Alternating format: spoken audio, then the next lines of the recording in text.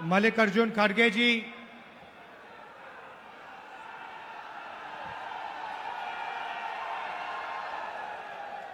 केसी वेणुगोपाल जी, अजय कुमार लल्लू जी, भक्त चरण दास जी, रामचंद्रन कदम जी, स्टेज पे कांग्रेस पार्टी के सीनियर नेता और हमारे कांग्रेस पार्टी के उड़ीसा के प्यारे कार्यकर्ता भाइयों और बहनों, प्रेस के हमारे मित्रों, आप सबका यहां बहुत बहुत स्वागत। आप दूर दूर से गर्मी में हमारी बात सुनने आए, इसके लिए आपको मैं दिल से धन्यवाद करना चाहता हूं।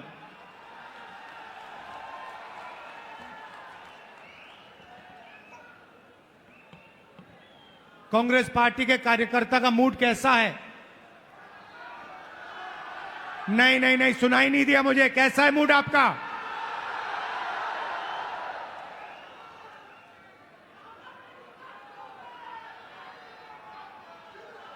आप लोग जो हमारे जमीनी कार्यकर्ता हैं, जिनके खून में, डीएनए में कांग्रेस पार्टी है, जो हमारे बब्बर शेर हैं,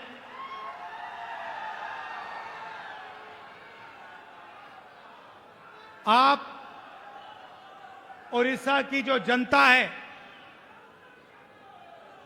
उनकी रक्षा करते हो। उड़ीसा की सरकार का सिर्फ एक काम है, उड़ीसा का जो धन है उसको उड़ीसा की गरीब जनता से चोरी करने का काम है। आपकी सरकार सिर्फ यही करती है। पहले बीजेडी की सरकार ये करती आई, अब बीजेपी की सरकार यही काम कर रही है।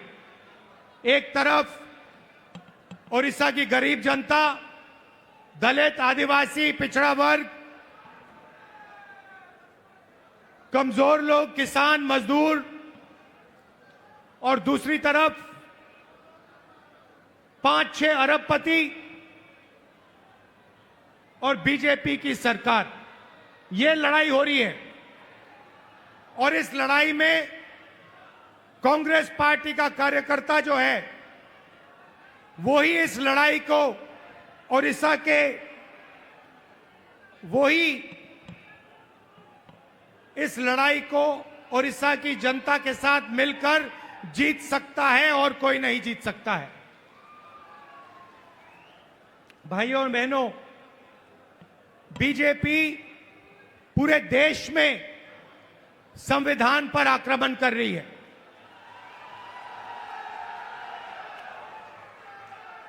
जहां भी हम देखते हैं संविधान पर बीजेपी के लोग आक्रमण कर रहे हैं। कल मैं बिहार में था और बिहार में जैसे महाराष्ट्र में चुनाव चोरी किया गया, वैसे ही बिहार में चुनाव चोरी करने की कोशिश की जा रही है। वैसे ही बिहार में चुनाव चोरी करने की कोशिश की जा रही है। और चुनाव चोरी करने के लिए इलेक्शन कमीशन ने नई साजिश शुरू की है। इलेक्शन कमीशन बीजेपी का अंग का काम कर रहा है, अपना काम नहीं कर रहा है। महाराष्ट्र में लोकसभा और विधानसभा के बीच में 1 करोड़ नए वोटर आ गए। आज तक किसी को नहीं मालूम ये वोटर कौन थे और कहां से आए। हमने इलेक्शन कमीशन से एक बार नहीं, अनेक बार कहा है, आप हमें वोटर लिस्ट दीजिए, आप हमें वीडियोग्राफी दीजिए। इलेक्शन कमीशन नहीं देता है। और जो चोरी महाराष्ट्र में हुई, वही चोरी फिर से ये लोग बिहार में करने जा रहे हैं। कल मैं बिहार गया, इंडिया गठबंधन के नेताओं के साथ हमने कहा कि बिहार में हम इलेक्शन कमीशन को बिहार का चुनाव चोरी नहीं करने देंगे, बीजेपी को चुनाव नहीं चोरी करने देंगे। भाइयों और बहनों, ओडिशा इनका मॉडल है। यहां पे 5-6 बड़ी कंपनियों को ये आपका पूरा का पूरा धन दे रहे हैं। अभी मैं डेलीगेशन से मिला, किसान के डेलीगेशन से मिला, महिलाओं से मिला और उनकी आवाज सुनी, उनका दुख सुना, उनका दर्द सुना। भाइयों और बहनों, जल, जंगल और जमीन आदिवासियों की है। मैं फिर से दोहराना चाहता हूं, जल, जंगल और जमीन आदिवासियों की है और आदिवासियों की रहेगी।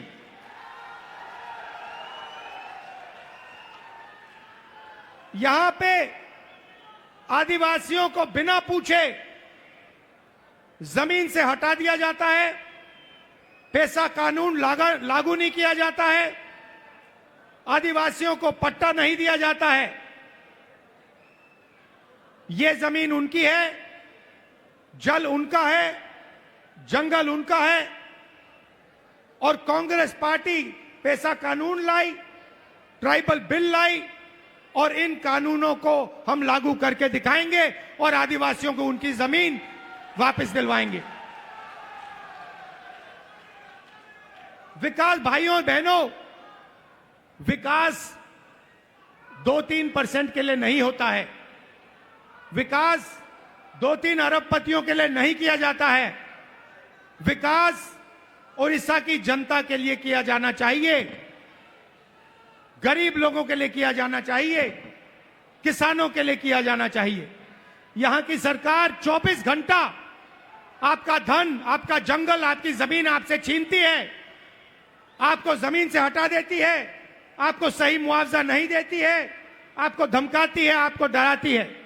और मैं यहां स्टेज से कहना चाहता हूं, हमारे आदिवासी भाई हो, हमारे किसान हो, हमारे मजदूर हो, जिन पर भी सरकार आक्रमण कर रही है, जिनके खिलाफ अत्याचार हो रहा है, उनके साथ कांग्रेस पार्टी के सारे नेता खड़े मिलेंगे। मैं खड़ा मिलूंगा और मैं आपसे कह रहा हूं कि जो आपका पट्टा है वो आपको कांग्रेस पार्टी दिलाएगी। अंत में कांग्रेस पार्टी ये काम करेगी। नरेंद्र मोदी जी एक नई योजना लाए थे। पूरे देश में उन्होंने फसल बीमा योजना, एक नई योजना लागू की थी। उन्होंने कहा था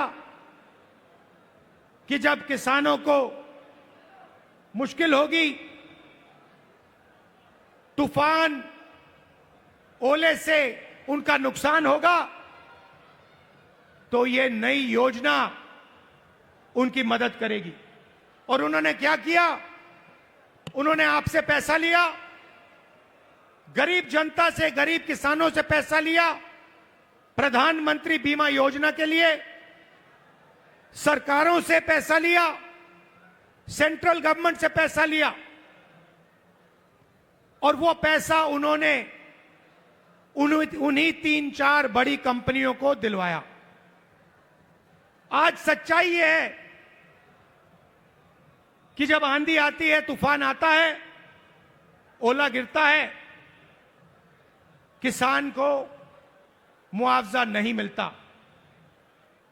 हजारों करोड़ रुपए नरेंद्र मोदी जी ने किसानों का पैसा, स्टेट सरकारों का पैसा, यूनियन दिल्ली की सरकार का पैसा उठाकर इन कंपनियों को दिया। मगर ये कंपनियां जब आपका नुकसान होता है, आपका पैसा वापस आपको नहीं देती हैं। यह सच्चाई है। और उड़ीसा के किसी भी किसान से आप ये पूछ लीजिए जहां भी यहां पे नुकसान होता है, आंधी आती है, तूफान आती है, आप जाके पूछिए, किसान से पूछिए, क्या आपको बीमा योजना का पैसा मिला? और एक आवाज से ओडिशा के सारे किसान आपको जवाब देंगे कि हमें पैसा नहीं मिला, हमारा पैसा चोरी किया गया, हमारा पैसा बीमा योजना में हमें नहीं मिलता है। मैंने शुरुआत में कहा कि एक कॉन्स्टिट्यूशन के खिलाफ, संविधान के खिलाफ आक्रमण है। संविधान गरीबों की रक्षा करता है, संविधान किसानों की रक्षा करता है, मजदूरों की रक्षा करता है। संविधान में कहीं नहीं लिखा है कि यह देश अदानी का है, अंबानी का है, अरबपतियों का है। ये आप संविधान खोल के देखिए, इसमें लिखा है कि यह देश हर नागरिक का है, इसमें हर व्यक्ति को एक वोट मिलेगा, जमीन इस देश की है, गरीब जनता की है, किसानों की है, किसी एक अरबपति की नहीं है। मगर जहां भी हम देखते हैं, चाहे वो उड़ीसा हो, छत्तीसगढ़ हो, जहां भी हम देखते हैं, एक नाम दिखाई देता है, अदानी, अदानी, अदानी, अदानी।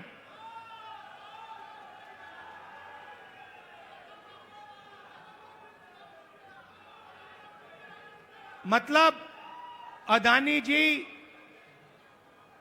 ओडिशा की सरकार चलाते हैं, अदानी नरेंद्र मोदी को चलाता है। और जब ओडिशा में जगन्नाथ यात्रा निकलती है, आप सोचिए रथ निकलता है, जगन्नाथ यात्रा का रथ निकलता है, लाखों लोग उसको देखते हैं, उसके पीछे चलते हैं, और फिर एक ड्रामा होता है, रथ को अदानी जी और उनके परिवार के लिए रोका जाता है। इससे आपको ओडिशा की सरकार के बारे में सब कुछ समझ आ जाएगा। यह ओडिशा की सरकार नहीं है, यह आपकी सरकार नहीं है, यह अदानी जैसे 5-6 अरबपतियों की सरकार है। और इसका लक्ष्य आपकी जमीन, आपका जंगल, आपके भविष्य को चोरी करने का है। मैं आपसे पूछना चाहता हूं, आपकी सरकार ने ओडिशा के युवाओं के लिए कितना रोजगार पैदा किया है? ये जो बड़ी बड़ी इंडस्ट्रीज आती हैं, बड़ी बड़ी जो कंपनियां आती हैं, आपकी जमीन ले जाती हैं, आपका धन ले जाती हैं, आपकी जो नेचुरल वेल्थ ले जाती हैं। मैं आपसे पूछना चाहता हूं, ये आपके कितने लोगों को रोजगार देती है? आप मुझे बताओ। आपका रोजगार खत्म करती हैं, छोटे बिजनेसेस को, छोटी कंपनियों को, स्मॉल मीडियम बिजनेसेस को खत्म करती हैं, और फिर आपकी जमीन, आपका धन, आपका जंगल, आपका जल उठा के ले जाती है। और एक नई बात शुरू हुई है ओडिशा में 40,000 से ज्यादा महिलाएं गायब हो गई हैं। आज तक नहीं मालूम कि ये महिलाएं कहां गईं। महिलाओं के खिलाफ हर रोज यहां अत्याचार होता है, रेप होता है, बलात्कार होता है। हर रोज ओडिशा में 15 महिलाओं का बलात्कार होता है, और आपकी सरकार को कुछ लेना देना नहीं। आपकी सरकार सिर्फ 24 घंटे आपका खून चूसती है, आपकी जमीन छीनती है। ना उनको महिलाओं से कुछ लेना देना, ना उनको रोजगार दिलवाना है, ना उनको युवाओं से कुछ लेना देना है। इसीलिए हम यहां आए हैं, और मैं आपको मैसेज देना चाहता हूं कि चाहे मैं हूं, या कांग्रेस प्रेसिडेंट हो, या कांग्रेस पार्टी के कोई भी नेता हो, हम यहां आपके साथ खड़े हैं। जब भी आपको मुझे बुलाना हो, जहां भी आपको मुझे ले जाना हो, मैं इस सरकार के खिलाफ लड़ना चाहता हूं और इस सरकार को यहां से हटाना चाहता हूं। एक बात मैंने भक्तचरण दास जी को कही, तेलंगाना में हमने जाति जनगणना करवाया है।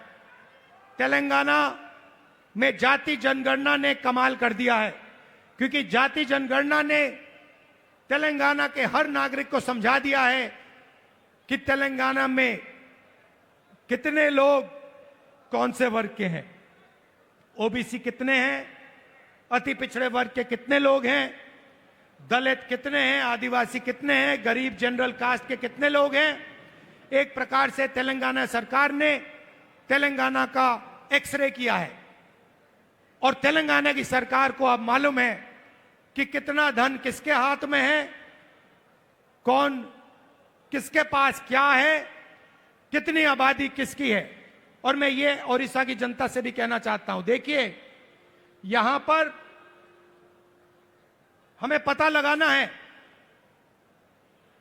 दलित कितने हैं, आदिवासी कितने हैं, पिछड़े वर्ग के लोग कितने हैं, गरीब जनरल कास्ट के लोग कितने हैं, क्योंकि हम चाहते हैं कि सरकार में, इकोनॉमी में, विकास में सबको भागीदारी मिले। आज ओडिशा के पिछड़े लोगों को, दलितों को, आदिवासियों को ना सरकार में जगह मिलती है, ना कॉर्पोरेट में जगह मिलती है, ना ब्यूरोक्रेसी में जगह मिलती है। ये जो 5-6 कंपनियां आप पर राज कर रही है, मैं आपसे पूछना चाहता हूं, इनके मालिकों में कितने पिछड़े वर्ग के लोग हैं, इनकी मैनेजमेंट में कितने पिछड़े लोग के वर्ग हैं, कितने दलित हैं, कितने आदिवासी हैं, कितने गरीब जनरल कास्ट के लोग हैं। आपको एक नहीं मिलेगा। इसीलिए मैंने भक्तचरण दास जी से, लालू जी से कहा है कि पूरा दम लगा के आप ओडिशा की जनता को समझाइए कि सबसे पहला काम जाति जनगणना है, और अगर हमें ओडिशा में बदलाव लाना है तो जाति जनगणना हमारा औजार है, क्योंकि जाति जनगणना से दलितों को, पिछड़ों को, आदिवासियों को, गरीब जनरल कास्ट के लोगों को अपनी सच्ची शक्ति समझ आएगी।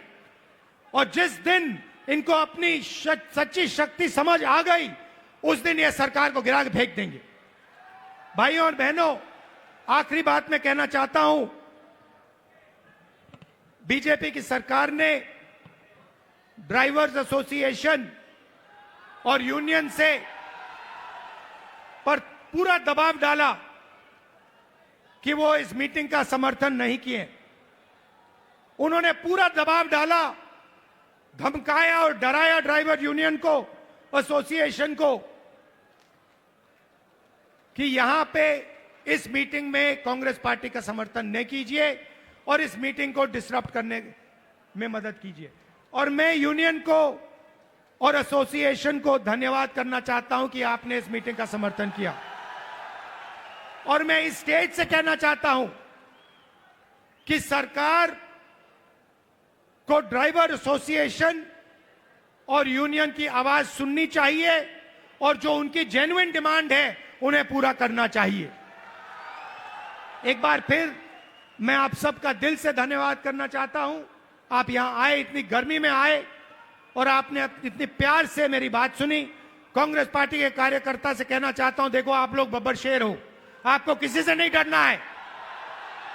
आप टाइगर हो, आपको किसी से नहीं डरना है। आप आगे बढ़ो, आपके खून में कांग्रेस पार्टी की विचारधारा है, गांधी जी की विचारधारा है, संविधान की विचारधारा है। जाओ, लड़ो और इस सरकार को बदलो। धन्यवाद, नमस्कार, जय हिंद। धन्यवाद। अब मैं आमंत्रित करूंगा भारतीय राष्ट्रीय